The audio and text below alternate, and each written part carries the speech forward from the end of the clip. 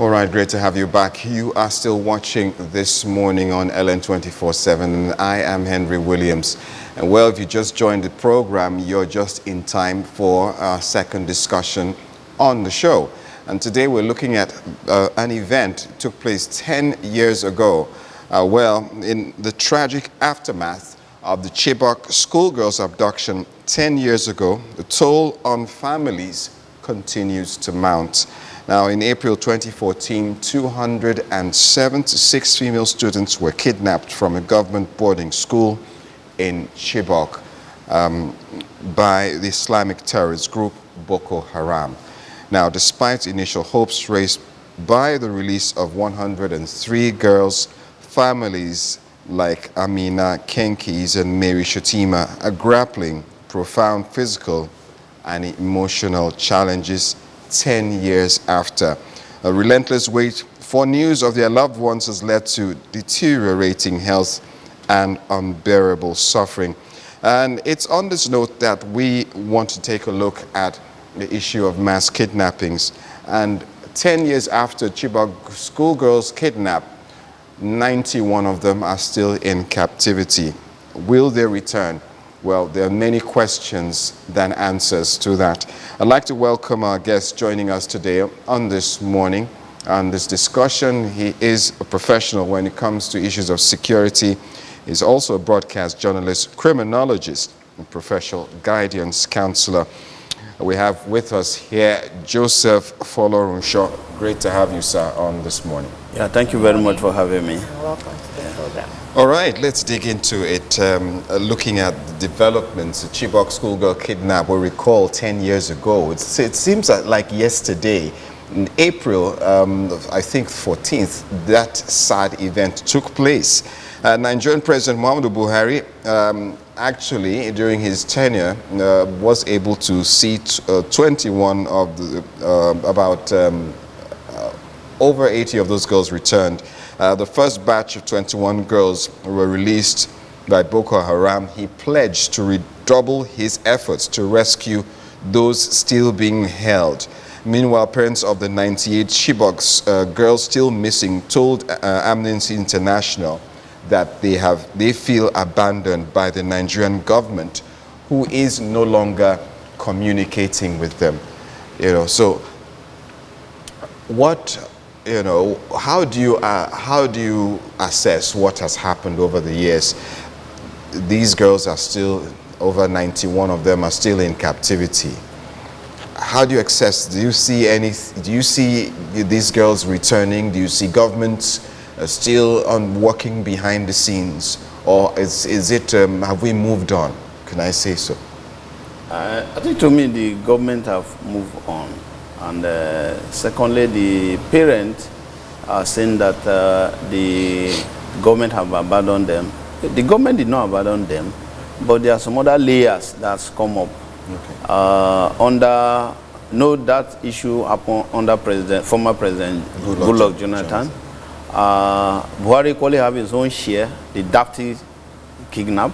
Okay. So he was battling with it. Why was he here to rescue some numbers of this Chibok girl? He has his own to work with. Dear President now, the Commander-in-Chief of the Armed Forces, President Bola Ahmed Tinubu, equally have his own in Kaduna. It's the same government. So there are layers of event on same kidnap, the same process, the same formation. It's just like Chibok was cool, Dapchi was cool, Kaduna was cool. Which shows that the criminal element, they are actually on top of their game. You understand? And that, assuming this is since that 2014, nothing close to that happened. You would have said, okay, everyone also would have still been disturbing government. When are you going to get this other children out? Even by now, if you add 10 years to their age, maybe 15, some that are 15 years, 14 years, it's like you're becoming an adult. Even calling them Chibok girl. Maybe we should be calling them maybe lady or women. So I think the most important thing is just one thing that has been missing in Nigeria, which is very, very important. Every organization, every individual, if it is individual, you should be interested on your reputation. As an organization, you should be interested on your corporate image. You understand? And as a government, you should be interested on the way the world view you. The way the world perceives the world perceives you. Like the world perceives Nigeria is a sovereign state. Kidnapping of students and be asking for ransom is a sovereignty inside the sovereign state.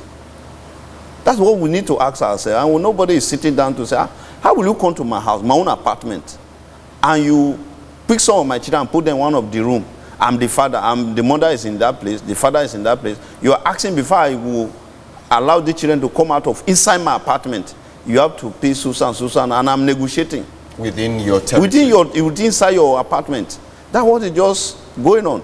But some of those children were not. There's no record that they took them to America or Canada, and they are not asking for it. If you look at the recent one in Kaduna, they didn't move out of this job. They say some were picked in Zamfara, and then they bring them together.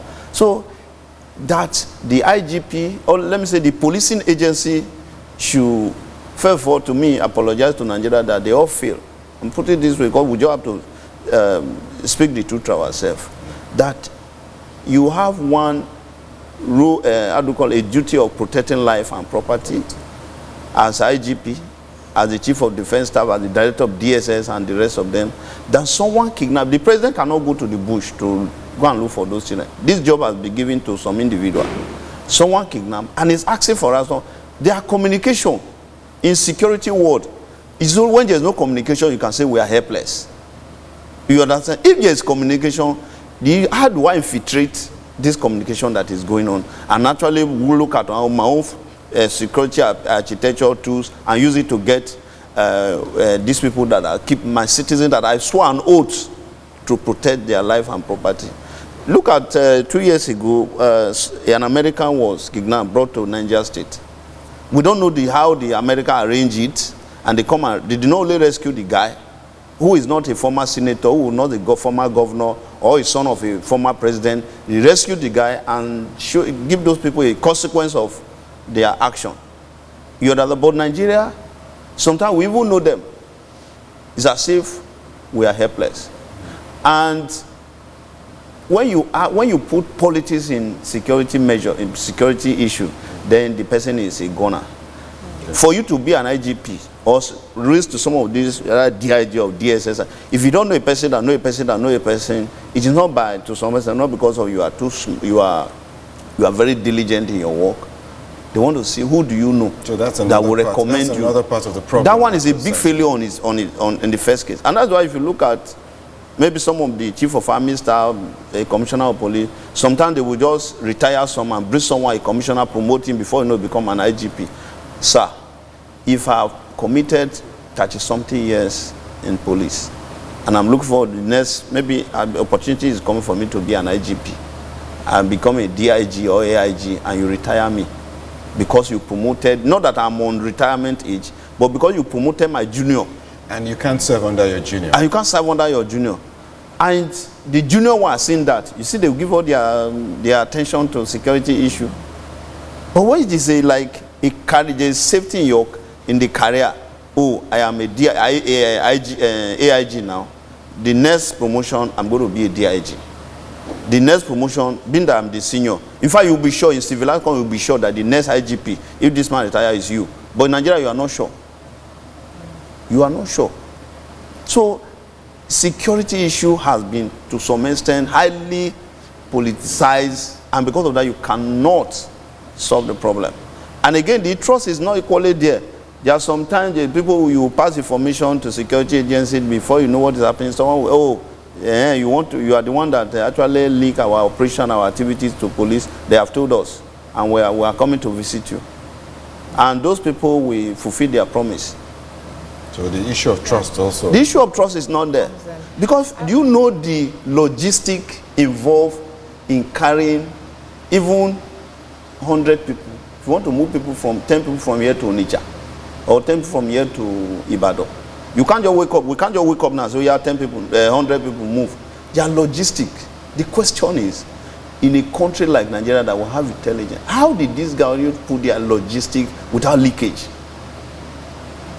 You understand? And they're still doing These are kids. And they're still doing it. And they are still doing it. For you to manage kids and take, not adults, If it is adult, you can just walk on where everybody. These are kids that they don't even understand when you carry gun. A small child can see gun and come and touch it. He didn't know the meaning. You understand? We show that we have serious issue to deal with. I'm trying to understand, you know, our psyche, why we behave the way that we behave. You know, because when things like that happen, you ask yourself, why? If this group of people, if the Americans that you referenced, for instance, have this kind of psyche, this kind of mindset that one of our citizens is worth everything, we're ready to do anything and everything to move in there and rescue, or at least be seen to do something. But here, at best, what we have is reactionary. Something must have happened, and then we're looking, okay, what do we do? Do we negotiate? We're not paying ransom. And at some point, like you said at the beginning, government has moved on. At some point, you move on like there's nothing else to do. Do you have an idea of why are we like that? Why do we think that way?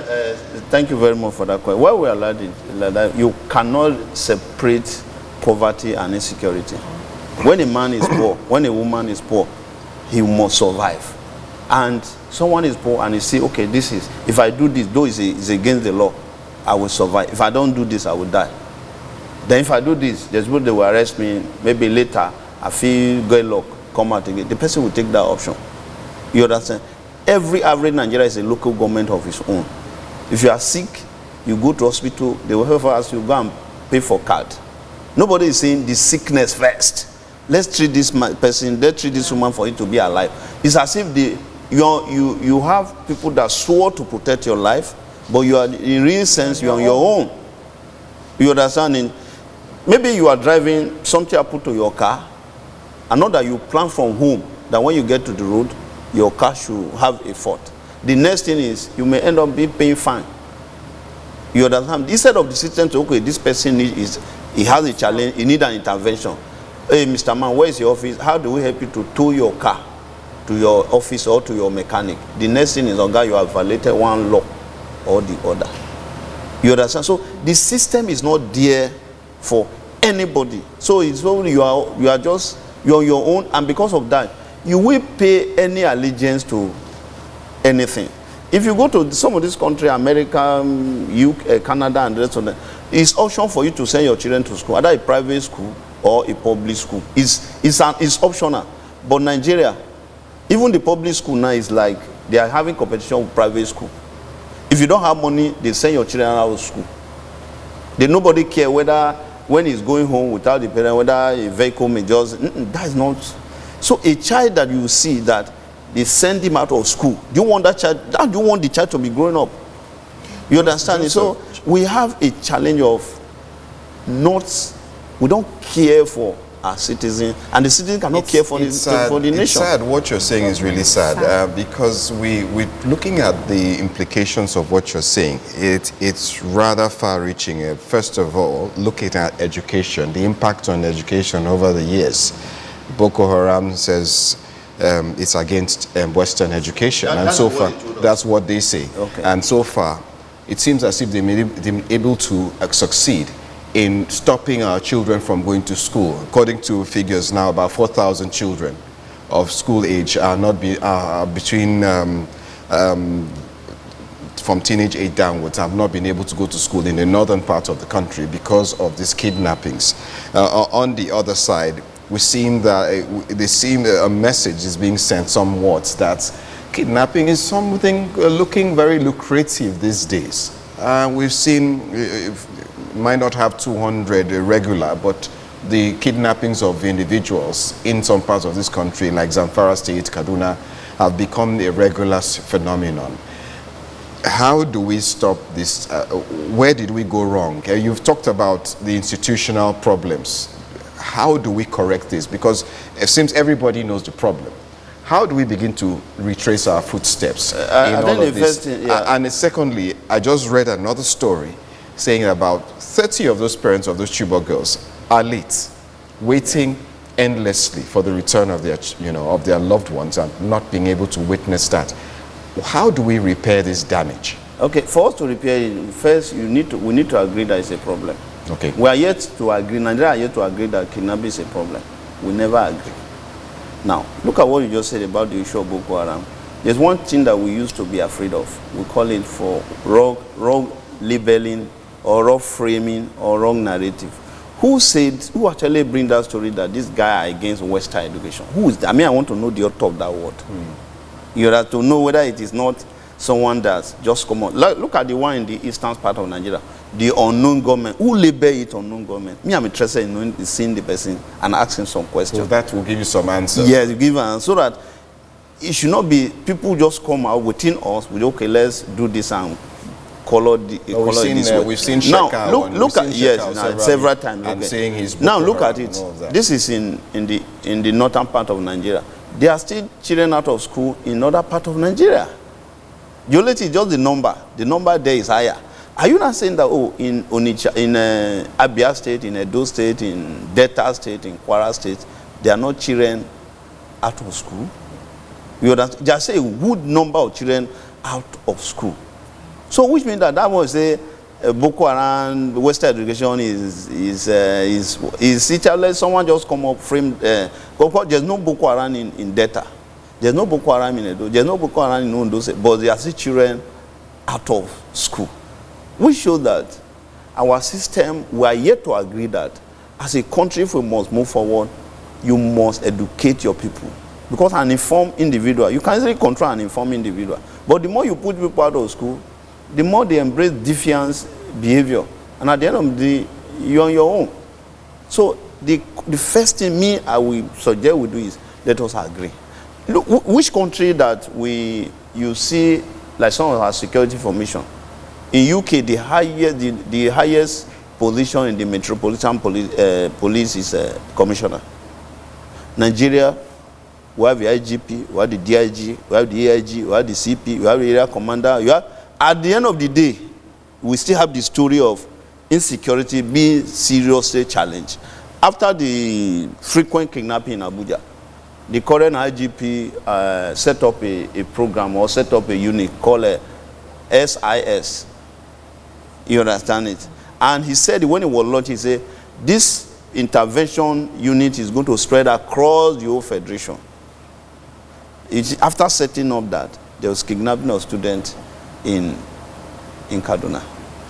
So, authorities should be able to you would have called the IGP, Mr. Man, you set up this time, the launching is still just go to the internet, that I'm going to send my men across the office. The issue, one of the words said that the issue of the kidnapping is not a thing of the past. This is a word from the IGP.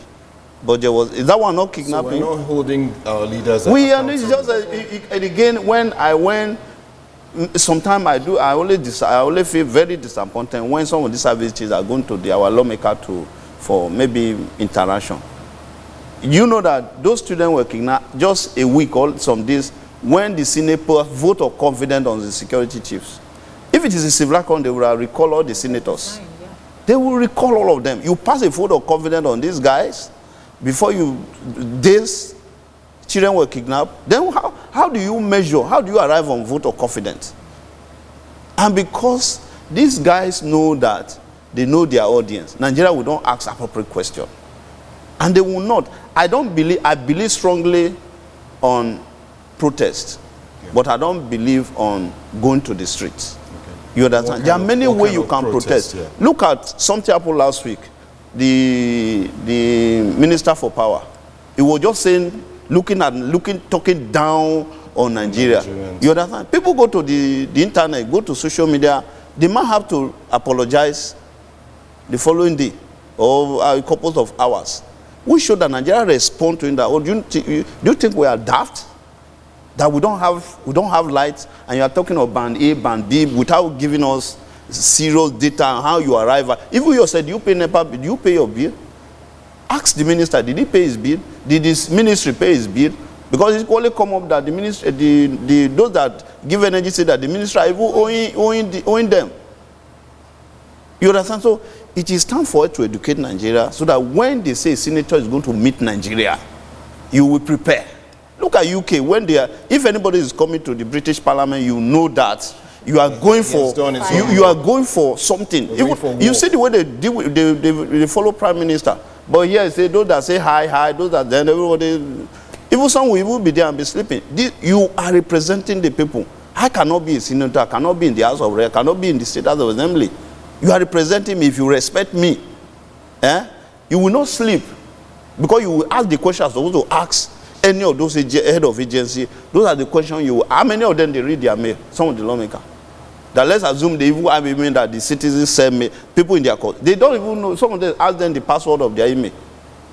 They don't know. Talk less of agencies that you send mails to. Do they even respond? So that's just it. So these Nigerian leaders, they know their audience. That we just, everybody move on. Okay, they know their audience. They know their audience. That we don't move on. You understand? Look at what is. So this thing go across. Security in Nigeria is like, it's supposed to be a country inside a country. That we can, you will see an IGP say, I'll go for the president advice. What advice are you getting from? You are an expert that will advise the president, Mr. President, this is the way I'm going in order for the safety of Nigeria. Look at what happened to Donald Trump. When Donald Trump was doing it, you just see that the security apparatus in Nigeria just shifted from his back. That you are no longer the president of the United States of America. It's a system. But Nigeria, our IGP, the director of DSS, in fact, they are waiting for instruction from the president. Not that them advising the president, sir, if you bring out this policy, it can lead to security challenges. Please don't go on with this. How many times have you seen IGP talking to? I watched the spokesperson of the Nigeria police with a JAM spokesperson. I was to some message like, I'm ashamed. You understand? Because these are things that the JAM is just for you to recruit students in a school. Look at the narrative. These are things that other countries will do without making any noise. Joseph, time is going, and we're all stakeholders in this matter. Yeah, it's not. I don't think government alone is the buck stops on the table of government alone. This is a partnership. What role do each stakeholder have, especially Nigerians? When Nigerians feel, oh, it's all about government, they have to do their part, but what role do citizens have to play to see that some of these anomalies are dealt with? Because there's a time, some analysts have said, over 4,000 school children in the north out of school is a ticking time bomb, which eventually, if nothing is done, will definitely, what we are seeing now in terms of Boko Haram, is a child's play, or this kidnappings going on, is child's play. Sir, when we talk of Nigeria, Nigeria are doing 1,000% over 100 in terms of these challenges. How many grants do you receive for schooling your children? You are paying your children's school fees and the rest of them. Do you campaign that you provide school? Do you campaign that you provide electricity? Do you campaign that you provide the road? When you become a governor, when you become a president, you say, okay, out of all these challenges that you are, give me the opportunity for me to help you to manage, not their resources, our collective resources. Sorry, before you round off, let's also add the issue of security votes. Are they being maximized? That is another big challenge. That is another big challenge. Security vote is a very, very unique something that you used to take care of. Security doesn't need much bureaucracy if we must be serious. I support security vote, but just the uses of that security vote that have a challenge with. You understand? Because security issue doesn't need much bureaucracy. Oh, there's robbery going on, so. You don't, okay, let's pass a memo and you move money from that very place. Oh, they don't have where we need, you move. That's the idea behind security. But what some of these guys now do, because many of the governor, president, they are, when you talk of security, they are not interested. They do not take the money to other one. If that thing is focused on addressing security, even nobody will kidnap any child in a school. Because you can decide to hire some individual who you are paying through the security vote for them to man those schools, whether openly or covertly. You understand? So it is because they are using the security vote maybe opposite of what is ought to be used for, then we are having this challenge. So the issue there is this. To me, marking the 10 years of Chibok, I don't think, we don't need to mark, because there's some, are we going to mark the one of GOVT? Are we going to mark the one of, how do you call it, the Kaduna, or maybe next year we'll mark another year? The second one, we should mark it when, so We have rescued all the children. You understanding? Then we now say, okay, we now apologize to them. You know, Nigeria, sometimes we don't apologize. When those children, I say it on many programs, those children that were kidnapped in the school, has our president on our behalf apologize to them, that we fail you. We owe them an apology. You owe them an apology. If you want their confidence, they are innocent. We brought them to this world. Just sometimes my children, I just pay school fees, I borrow. But I don't need to go and explain to them that you, a father, take a lot of buffer for your children. They don't even know what you are doing for you to make them happy. Yeah. But what our own is on the contrary. Our leaders, they ask us to tighten our bed. They are buying extra bed, not only bed now cloth. They use cloth to do beds. Imagine you are in a country that people are suffering. You heard that your lawmaker is using a car worth over 1 something million. And you want me to be patriotic? So let them sit down and know why when God gives you, or the citizens give you an opportunity, it is not, at this time, it is not your money. It's just, oh, this is our money. It's just like this show. We have a lot of staff here. Yeah. You understanding? The management, okay, you people should present this show. You understand? And you are doing on behalf of the management, on behalf of other staff, because there are some other people that make this show to be very, very low, because you respect the audience. Imagine that you just come here, you started insulting the audience. Everybody will just tune off. Let the government know that, assuming Nigeria have a way to tune to another station as government, they would have been on their own. A long time ago. They will be on their own. Well, we just have to round it off here. I want to thank Joseph Folorenshaw. And you are doing very great here. Thank you. Yeah. You have really set the record straight and with a lot of insights. We really hope that we'll get to bring you back, Joseph, because this matter doesn't end here. There's so much to talk about, but that's where we have to leave today's discussion, talking about the Chibok schoolgirl abduction, lessons and challenges 10 years after. Just as my guest has said, there's nothing to celebrate here. It's a moment of reflection, and I believe our leaders should begin to apologize for failing to hold up to their responsibility, their own side of the bargain. We'll leave it at that, and we'll take a quick break. When we come back, we'll be taking you up to speed what has happened in the news. Stay with us. This is This Morning on LN 24/7.